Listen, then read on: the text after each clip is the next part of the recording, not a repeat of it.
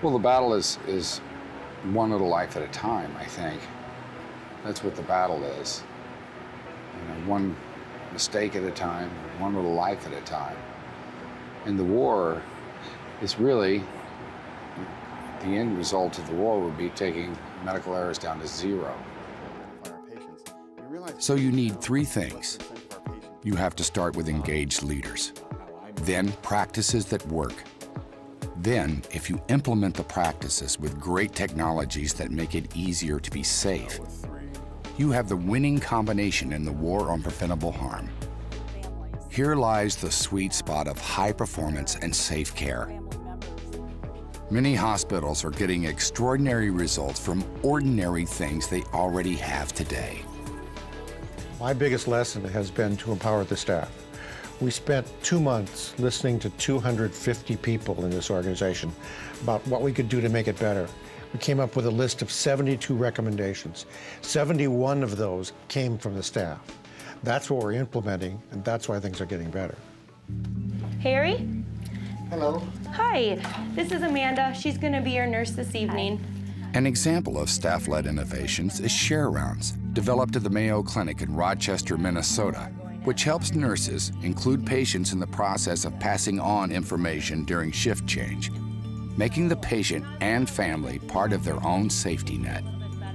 It's really hard to understand how your day is going to go without visualizing the patient. We used to give report right out at the nurse's station or in the back room.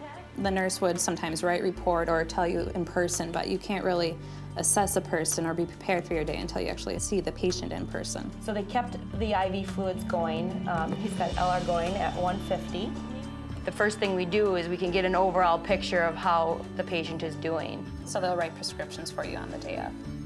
We can see that he's doing well, his pain is under control, and maybe address any needs right away. I'll be leaving now, but Amanda's gonna take great care of you tonight. This way, before I leave, the patient is comfortable with who his next nurse is. I feel more involved. It makes me feel reassured that the nurse coming on knows exactly what's going on with me, and they are in coordination. I can ask questions as well, and if there's something that I'm concerned about or I'm thinking about, I can bring it up because the nurse that's going off knows perhaps something that we've discussed earlier, and then it sort of reminds all of us to pass it on to the nurse that's coming on. No problem. Have a good evening. She'll take good care of you. All right. I'll see you guys in a little bit. Okay, thanks. All right. Bye. I definitely think that this could be done at any hospital. Knock, knock. Good morning, Miss Hunt. Hi there. This is Casey. She's gonna be your nurse this morning from 7 to 3. Just by changing the routine a little bit, and that might be a bit of an adjustment, it actually is just that simple. It's just bringing it in to the patient. And then her IV was changed yesterday, so that's good. I don't just think it should be done, I think it needs to be done. I mean, it provides for the safest way to